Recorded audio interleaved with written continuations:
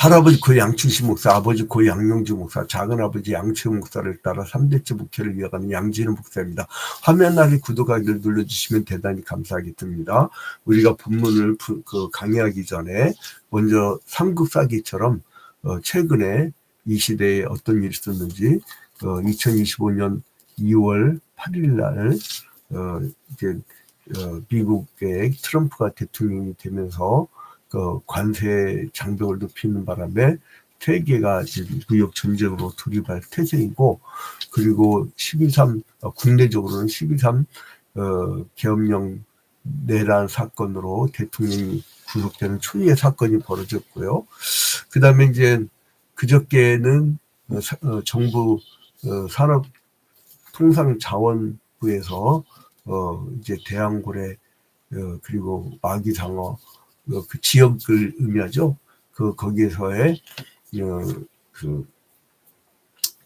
유전 개발을 이제 포기한다고. 완전 포기는 아닌 것 같아요. 근데 이제 세 가지 문제가 있죠. 첫 번째로서는 주식이 굉장히 낮았던 석유공사가 작년 6월에 발표 날 때 급등했을 때, 그때 미리 매수했다가 그때 매도해버린 인간들 좀 찾아내야 돼요. 그거는 100% 주가 조작이야, 100%야. 그리고 그때 막 오른다고 해서 막 매수했다가 휴지조가 좀 단차지는 그다 끝나가지고, 그게 첫 번째 문제. 두 번째 문제는 뭐냐? 그거를 6월달 발표하기 전에 천공법사라고 하는 주술사가 자기가 산유국이 된다고 미리 막 강의를 했단 말이죠.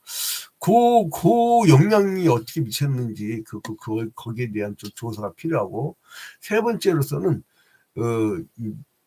호주에 유명한 탐사 회사가 있어요. 어디냐면 우드사이드인데, 그 우드사이드가 10년 이상을 우리나라에서 막 탐사하다가 여기는 가망 없다고 퇴청한 다음에, 세계적으로 엄청 큰 회사인데 퇴청한 다음에 미국의 조그만 집, 그것도 공과금도 못 내고 망하기 직전인 액트지오사에서 거기에서 석유 날 것이다 이래갖고 이 46억인가 써가지고 그거를 계약하고 이제 조사하고, 이번에 1,000억을 또 들였죠. 1,000억을 들여갖고 이제 실패한 과정, 그거는 반드시 국가의 예산이기 때문에 반드시 조사를 해야 될 것 같아요. 그건 반드시 손을 대야 될 것 같고.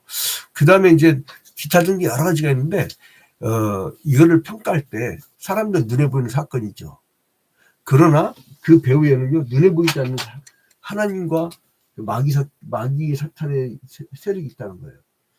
그러니까 눈에 보이는 역사가 있고, 눈에 보이지 아니하는 역사가 있는데, 눈에 보이는 일은 사건이에요.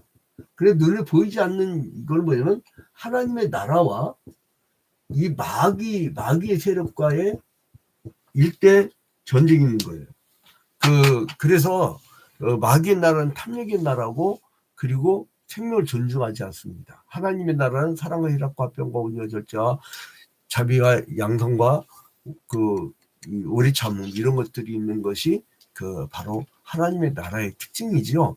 그래서 하나님 분쟁과 분냄이 많은 나라냐 아니냐, 이걸 보면 알아요. 근데 지금으로부터 한 2,500년 전 이 다니엘 시대 때에 이제 그러한 모습을 발견할 수가 있는데요. 이 나라가 달라. 한쪽은 시기와 미움과 다툼과 막 허영과 서로 간의 분쟁과 분냄, 이런 게 가득하고, 하나는 하나님을 사랑하고 사람을 사랑하고 생명을 사랑하는 그런 흐름이 있어요. 자, 이거 다니엘서 6장을 보려고 하면은요, 여러분들이 미리 이제 이해를 해야 되는데, 다니엘서 1장부터 다니엘서 1장부터 4장까지는 주로 바벨론의, 이건 바벨론 왕가예요. 바벨론의 느부갓네살 왕이 다니엘서 1장부터 4장까지 나오죠. 그리고 이제 그 밑에 아들이 에올무르다, 그 다음에 네르갈 사레셀, 그 다음에 라바시 마르둑, 그 다음에 나버니누스가 왕이었던데, 이 사람은 여행을 좋아해요. 그래서 주로 해외 나가고, 지 아들 이제 벨사살이 왕가 계보에도 나오지 않지만은 이 아들이 사실상 통치하면서 이 아들이 흥청망청, 그러니까 자기에게 안 되는 자가 그 왕이 되면 술 처먹고 그냥 맨날 이렇게 놀다가 그 나라가 망해버렸어. 이게 망했는데 이제 하나님은 준비된 왕국이 있었단 말이에요. 그게 어디냐면 성경의 용어로는 메대와 바사 왕국이 있어요. 메대와 바사. 메대와 바사. 이 메대를 그 보통 메디아 왕국이라고 하죠. 메디아. 세계사에서는 우리 성경에서 메대라고 써 있고요. 그 다음에 이 바사는 페르시아라고 써 있죠. 페르시아.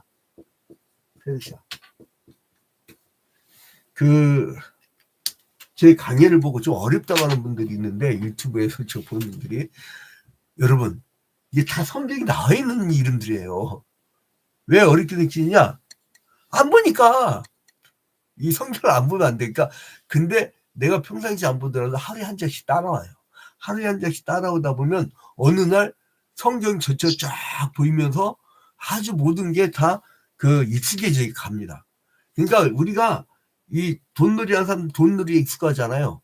그리고 골프 자주 치는 사람들 골프에 익숙하잖아요.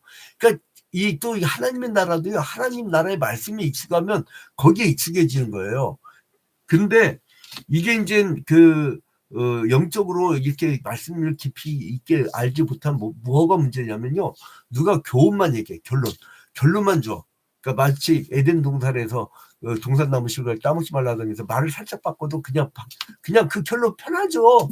사랑하라. 근데 사랑은요 에로스도 있고 필로스도 있고 헤세드도 있고 다르단 말이에요. 그러니까 그냥 그 교훈에 그냥 빨려 들어가. 그리고 나면 뭐 어떻게 되면 내 개인적으로 내가 기분이 좋으면 은혜 받는 거고, 내가 기분이 안 좋으면 은혜 안 받는 거야. 그게 아니에요. 이 신앙이란 건 하나님의 역사를, 하나님의 일을 우리가 하는 거예요. 내가 필요해서 하나님이 좀 해주실래요? 이게 아니에요. 그러니까 이 신앙을 완전히 바뀌어서 내가 성경을 읽는 게 아니라 성경이 나를 읽어야 돼. 이제 이 원리를 이제 나중에 여러분들 다 깨닫게 되는데, 아무튼 간에 이 메대 왕국에, 그러니까 이제 여기 보면은 다리오, 이 벨사살 다음에 이제 다리오랑 왕이 나와요. 자, 봐봐요. 다니엘 6장 1절에 보니까 다리오가 자기 뜻대로 고관 120명을 세워 전국을 통치하게 하고, 아니 5장에서는 그 벨사살이 나오더니 갑자기 이제 다리오가 나오죠.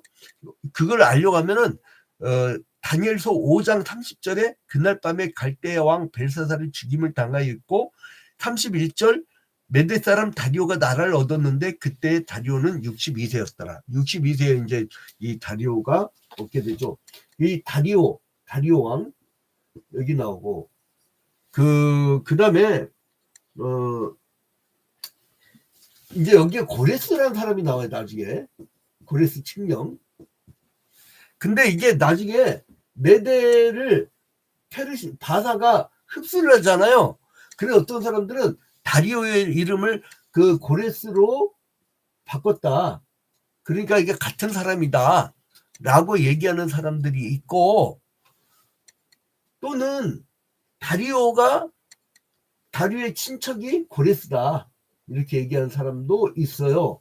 근데 아무튼 간에 저 같은 경우는 다리오 왕이 고레스가 아닌가라고 이제 추정을 하는데, 아무튼 이게 그러니까 다리오 고레스니까 하나를 묶어버려 그냥. 그게 편해. 예, 그게 편합니다. 자, 그렇게 이제 우리가 다리오 왕을 이제 보면 되고, 그러니까 이 바벨론을 메대가 멸망시키는 거죠. 원래 조그맣던 나라예요. 그러니까 여러분, 제국이 멸망되려면 별거 아니에요, 여러분. 저 90년도 안 갔다고요. 지금 세계를 떵떵거리는 나라들 있잖아요. 막 천할 호령하고 막 자기 힘 있다고 무기가 강하다고 막 호령하는 나라들, 자기가 막 기축통하고 자기가 모든 게 중심이라고 해서 오직 자기 나라만이 퍼스트고 나머지 나라 사람들 다 죽거나 말거나 그렇게 하는 그런 자세의 사람들, 그거 하나님을 두려워하지 않아서 그래요. 하나님을 두려워하면 생명을 사랑하게 됩니다. 아무튼 다니엘이 다리오 왕이 신유를 받아서 이 바벨론에서도 신유를 받았는데, 이 사람이 어떻게 됐냐면 봐봐요. 2절 봐봐요. 다니엘서 6장 2절. 다니엘서 6장 2절에 또 그들 위에 총리 셋을 두었으니 다니엘이 그중 하나라. 다니엘이 누가 돼요? 이 메대의 다리오 왕 때 총리가 돼요. 다니엘이 총리가 돼요. 이게 다니엘이. 응? 다니엘이 총리가 된다고. 대단하죠? 왕국이 바뀌었어도 총리가 되는 거예요. 그리고 이 그 메대 총리가 왜 셋이고, 그리고 여기 보면 그 전국에 120 이 지사들도요. 그 이유가 뭐냐면 이 사람들은 봤거든요. 이 바벨론은 왕이 최고야. 왕이 말 한마디 끝나버려. 그 왕중심이라, 야 저거 그 분리수거에다가 저거 사살해버려. 그러면 이제 끝나는 거야. 그런 왕국이 바벨론 왕국이었어요. 그러다 보니까 중앙집권이었기 때문에 이제 식민지 그 침략해갖고 식민지 삼았던 나라들 포로 잡아오면은요, 자기 수하에서 길러가지고 자기들 동화 정책을 폈어요. 근데 이제 메대가 이거 봤을 거 아니에요? 아, 이러면 안 되겠구나. 그래가지고 이 총리 3명에다가 이제 120명의 그 전국을 통치하는 지사들께 준 거죠. 그런데 이제 그렇게 된 이유가, 아, 이렇게 통치하면은 사람들이 반란이 있구나. 그래서 이제 그 각 지역별로 그 지방자치제를 준 거죠. 그러니까 하나님의 역사는 대단한 게 뭐냐면, 이 바벨론의 통치 방식 같았으면 절대 귀환하지를 못했을 거예요. 근데 예레미야 선지자 뭐를 했어요? 너희들 남유다가 범죄를 너무 많이 저질러 가지고 하나님이 너희들 형벌로 바벨론 포로로 끌고 갈 것인데 70년 만에 돌아올 거야 할 때에, 그 70년쯤 됐을 때에 이 그 메대와 바사, 그러니까 즉 페르시아 제국이 지방자치제를 했단 말이에요. 그래 굳이 자기들 중앙에 데리고 있을 필요가 없어. 야, 니들 돌아가라고 고레스 칙령으로 돌아가게 하잖아요. 그래서 하나님의 역사는 대단하다는 거예요. 왕국의 변화를 보면요, 성경을 보다 보면 하나님의 역사를 우리가 느낄 수가 있는데, 자, 아무튼 다니엘이 다리오 왕이 이제 신임을 받아가지고 왕국이 바뀌었어도 뭐가 그러니까 사회 문화 계통의 연구를 하다 보면, 사회학을 연구하다 보면 환경 결정론이라고 있어요. 근데 그거는 우리 신앙이라고 상관없습니다. 환경 결정론은 아니에요. 왜냐하면 환경이 바뀌더라도 믿음의 사람들은 하나님이 지켜주시기 때문에 그 역사를 만들어가요. 역사를 이끌어갈 수 있어요. 그러니까 아주 좋은 일을 만들려면 그리스도인을 많이 채용하세요. 근데 요즘에 막 길바닥에서 막 헛소리하고 성경 외치지 않고 엉뚱한 거 이데올로기 외치는 이상한 그 무당 목사들은, 그거는 우리랑 다른 종교야. 그 사람들하고 자꾸 비교하지 마. 자꾸 나한테 와서 얘기하더라고요. 목사님 막 이 법원 갖고 다 때려부시라고 하는 목사님들, 저 사람들 보면 그 목사 맞아요 그러는데, 아, 내가 봐도 목사 아니야.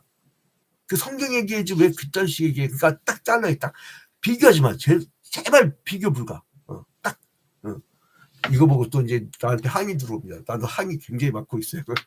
그러나 이래야 정신 차려. 또 목사가 회개를 해야지, 목사가 얘기한 거 다른 사람이 듣지도 않아요. 자, 아무튼 간에 이제 다니엘에게서, 그러니까 다니엘이 너무 총애를 받다 보니까 시기해. 여러분, 사람이요 높아지잖아요.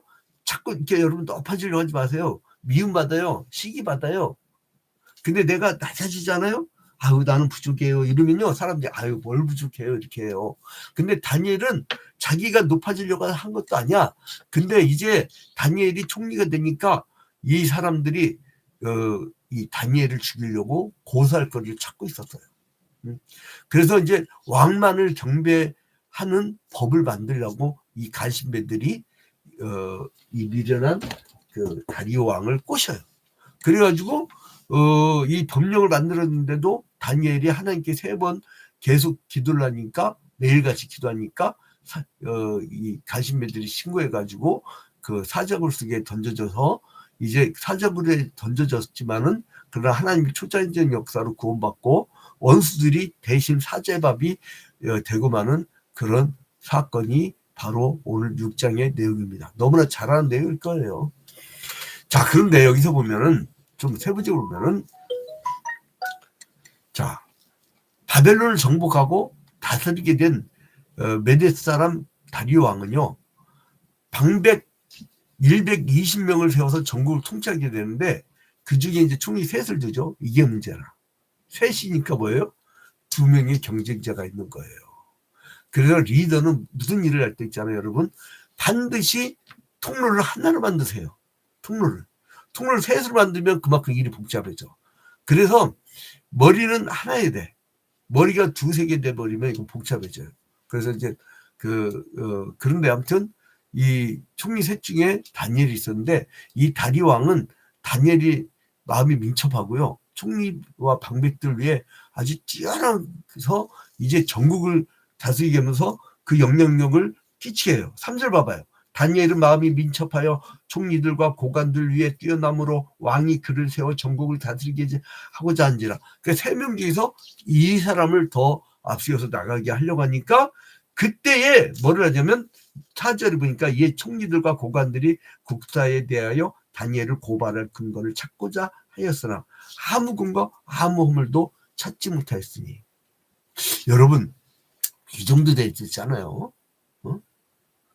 이 사법 리스크가 없어야 돼. 리더는 뭐 허물 찾고 뭐를 찾으려고 해도 아무리 뭐를 해도 다 문제 나와버리네. 이래버리면 오히려 그 건 사람들이 욕을 먹어요. 야, 그리스도는 이렇게 살아야 되잖아요, 좀. 아무튼 그래서 다니엘을 고사하려고 기회를 막 찾았지만 다니엘이 고사할 틈을 주지 않으니까 이 악인들이 없던 법을 만들어. 없던 법을 만들어. 그러니까 뭐 하냐면 오직 하나님만 잘 섬기니까, 율법에 철저하니까 뭔가를 만드는데, 이 사람들이 이제 도저히 못 찾으니까 어쩌면 다니엘을 고사하려고 이제 왕 외에는 절하지 못하게, 왕 외에는 섬기지 못하게. 그래서 이제 그거를 작전을 짜서 왕한테 나가지고, 생각해 보세요. 그 왕이셔, 30일 동안 왕 외에는 경배하지 못하게 금령을 내리셔서 30일 동안은 그렇게 해서 했단 말이죠. 근데 여러분 생각해 보세요. 바벨론 왕국 같으면 그냥 왕이 이렇게 하여라 하면 끝났잖아. 근데 이 메대 나라는 왕한테 갖고 같이 얘기하고 같이 도장을 찍네. 합의 도장. 이게 뭐냐면 지방자치제로 돌려가지고요, 중앙의 왕이 큰 힘이 없어. 그랬기 때문에 그 총리 한 명을 날리기는 아주 좋았던 것이죠. 자기들이 기원만 하면. 자, 그래서 다리오 왕은 악인들의 꾀임에 넘어가서 조사에 어의를 찍어요. 그래서 금령을 내립니다.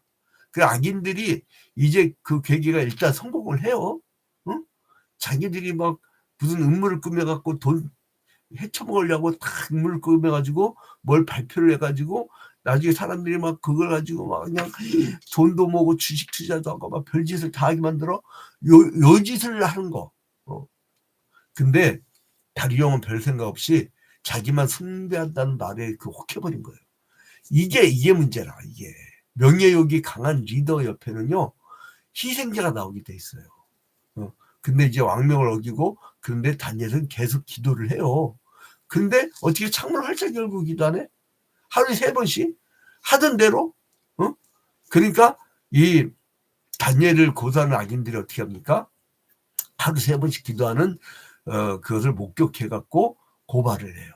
그래서 어떻게 돼요? 금령을 어겼기 때문에 이제 그 당시에 처형법이 뭐였냐면 사자굴이 집어넣어요. 여러분, 바벨론 때, 그 바벨론 왕국에서 느부갓네살 왕 때에 다니엘 세 친구 사드락 메삭 아벳느고는 어떻게 했어요? 풀무불에 집어넣었잖아요, 불로. 근데 이 메대 왕국은요, 처형법이 사자굴이 집어넣었던 거예요. 그래서 다른 거예요. 그래서 이제는 집어넣으면서 안타깝죠. 자기가 제일 아끼는 최고의 수장 총리였는데, 그런데 이제 사자굴에 던져지면서 왕은 죽는 것이 너무나 안타까워서 법이 이러니까 어쩔 수 없었다 하면서 이제는 다니엘에게 네가 섬기는 하나님이 너를 구원하실 거야 라고 얘기를 해요. 그런데 다니엘이 사자굴 속에 집어넣으면서 이 사자굴 속에 들어가지만 이 사람은 하나님이 자기를 건져주실 걸 믿은 거예요. 여러분, 다니엘이 믿음이 좋아서 건져냈다고 한 것도 답은 되지만 내가 볼 때는 내가 점수 주면 10점, 20점. 응? 아니면은 뭐 다른 얘기를 한다든가 뭐 다니엘의 영웅기 그것도 아니야. 사자굴에서 건져주신 주체는 하나님이에요. 주어는 하나님이에요. 이미 그 다니엘서 그 앞서서 이 사드락메사 아벳느고가 풀무불에 빠질 때에 하나님이 우리를 구원해 주실 것이라면서 그리 아니하실지라도 그 얼마나 멋있는 신앙이에요. 그러니까 죽든 살든 하나님이 하시는 거예요. 이때 왜 하나님이 역사를 하셨느냐? 그래야만이 고레스 칙령으로 포로로 잡혀간 지 70년 만에 돌려보낼 거 아니에요. 왕이 확실한 믿음을 가져야 그 이스라엘 백성들을 되돌려줄 거 아니에요. 되돌아가게 할 거 아니에요. 하나님의 역사가 바로 여기서 이제 일어난 거예요. 그러니까 다니엘은 몸이 조금도 상하지 않고요. 그 굶주렸던 사자한테 잡히지도 않은 거예요. 그리고 그가 자기 하나님께 막 의뢰해요. 그래서 이제 왕은 그때서야 모든 것을 초월해서 다니엘과 하나님께 이제 그 영광을 돌려드리고 그 다니엘에게 좋은 자리를 주게 된다는 거예요. 자, 결론을 맺겠습니다. 이 다니엘의 이 순교적 신앙 참 대단합니다. 매일 세 번씩 기도하면 죽는 날 알면서 기도해. 근데 여러분 우리가 요즘 기도한다고 새벽 기도한다고 죽습니까? 왜 안 해? 자기 소속교회가 왜 필요하냐면요. 자기 소속교회가 필요한 이유가 공동의 기도 제목이 있고 공동의 목표가 있고 공동의 마음을 합하는 거예요. 요즘에는 인터넷이 발달해가지고 그 자기 저 시골교회 목사님들 설교가 얼마나 되겠어요. 준비할 시간도 없이 농사 짓다가도 목회한대요. 근데 그게 어떻게 했어요? 근데 그 중직들이 왜 마음을 똘똘 뭉쳐 우리 목사님 왜 그럴까요? 그 이유가 있어요. 그 이유가 뭐냐면은 한마음 한뜻으로 해서 그 로컬 처치 혹은 자기 교회 과제 그 교회만이 할 수 있는 일이 있단 말이에요. 여러분 일제시대 때 산정형 교회의 그 주기철 목사님이 많이 할 수 있는 게 항일 신사참배 거부운동 그게만이 할 수 있는 거예요. 그게만이 딴 게는 못해.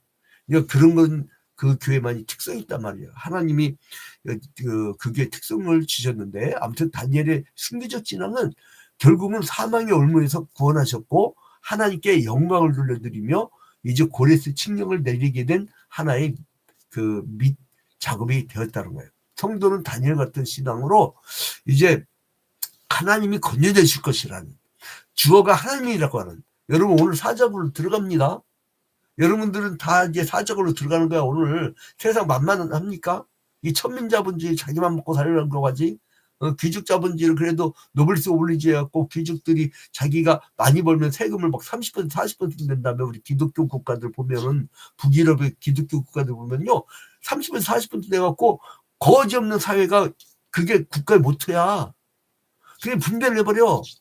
근데 이 천민자본주의는 나만 잘 먹고 살려고 그래. 옆에서 뭐 동사를 하든 박스를 줍든 노인네가 박스를 줍든 그런 일 안 해. 그건 아주 천한 자본주의예요. 그거는. 아무튼 이제 그러한 사자굴 속에서 하나님이 역사하실 것이라는 믿음을 가지고 견디세요. 승리하세요. 얼마 전에는 젊은이가 그 빵을 한 박스 훔쳤다가 그 경찰이 울어버렸잖아. 왜 훔치니까 너무 배고파서 같이 훔쳤다는 거야. 그래서 데려갖고 부패를 데려갔더니 막 애가 잔뜩 먹고 그리고 지금 그런 시대입니다, 여러분. 혼자만 먹고 살지 마세요. 이제 우리가 그 사자불 같은 이 사회, 여기서 하나님이 통치하는 체계를 바꿔야 됩니다. 이 성경의 체계, 하나님 나라의 체계로 바뀌어지는 그런 기회가 되기를 주님의 이름으로 축원드립니다.